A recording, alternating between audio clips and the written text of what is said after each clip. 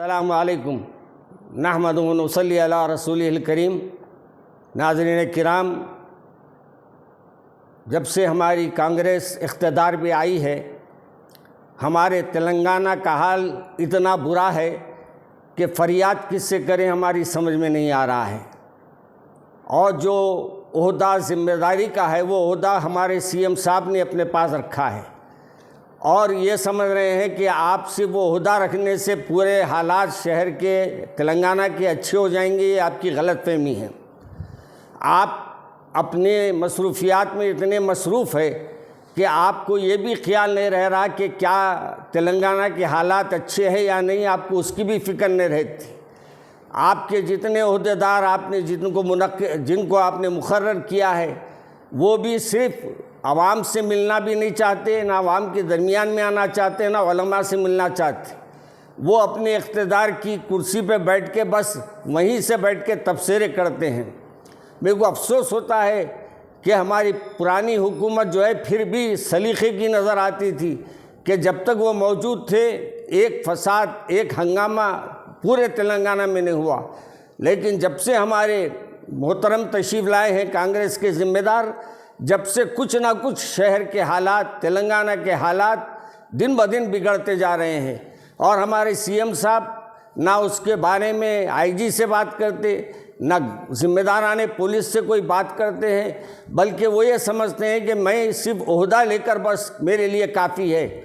ہم تمام عوام الناس سے یعنی آپ سے اپیل کرتے ہیں کہ اس سلسلے میں آپ فوری ایکشن لیجئے، اور جو آج یہ حالات ہوئے ہیں مدرسہ تعلیم القرآن جانارم سے ضلع جو ہے سنگاریڈی کے، اس کے بارے میں بھی ہمارے ایس پی صاحب کی گفتگو سنا میں۔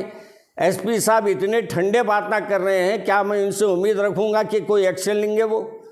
اور یاد رکھیے، آپ مسلمان آپ کو لائے ہیں تو آپ سے یہ امید لے کے لائے ہیں کہ آپ ہمارے مساجد کی، مدرسوں کی حفاظت کریں گے اور ہماری حفاظت کریں گے، مگر افسوس یہ ہوتا ہے کہ آپ حفاظت کی جگہ ہمارے لیے ہی مسائل پیدا کر دے رہے ہیں۔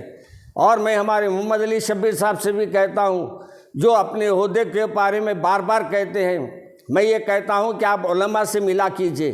آپ سیاسی حلقوں میں جاتے ہوں گے، علماء کے گھروں کو جائیے اور ملیے ان سے، مل کے ان سے پوچھئے کہ بھئی آپ کی کیا ضرورتیں ہیں، ان کی ضرورتیں مدارس کی ذمہ دار والوں سے ملیے، ان کی کیا ضرورتیں ہیں معلوم کیجئے، ان کے حالات اطراف کے معلوم کیجئے۔ جب تک آپ ایک عہدے پہ فائز ہیں اس کو انجام دیجئے، ورنہ آپ کو بھی بھولنے لوگ دینے لگائیں گے۔ آپ کو یہ بھی عرض کر دوں کہ جو مدرسے کے آج حالات ہوئے ہیں اور جو درگاہ کے حالات ہوئے ہیں، آپ کو ہم کو یہ احساس ہے کہ ہمارے مسلمانوں کے اوپر جو ظلم ہو رہا ہے اس کی کوئی فریاد سننے والا بھی نہیں ہے۔ فریاد کس سے کرے سمجھ میں نہیں آ رہا۔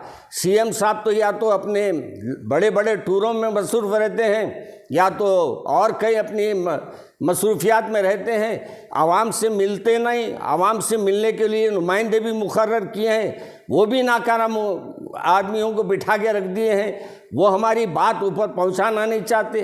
اس لیے میں ہمارے سی ایم صاحب سے گزارش کروں گا کہ اس سلسلے میں فوری ایکشن لیجئے، اور فوری اس میں جو بھی یہ لوگوں نے اس میں جو زیادتیاں کی ہیں اور یہ فرقہ پرست ذہن رکھنے والے ہیں، ان کے اوپر فوری ایکشن لیجئے، اور ان کے بارے میں اخبارات میں بتائیے کہ ان پہ کیا ایکشن لیا گیا۔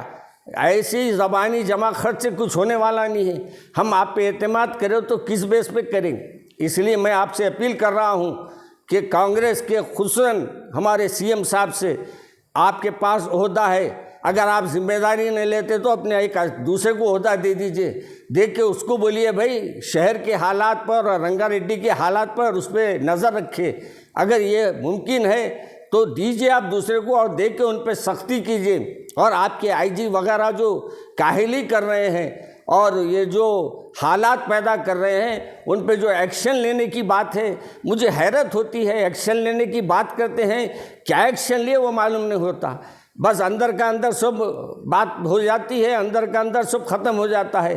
مجھے افسوس ہوتا ہے کہ ہم یہ کانگریس کو لا کر کوئی غلطی تو نہیں کر لیے کیا ہمارے لیے یہ مصیبت تو نہیں بن گئی؟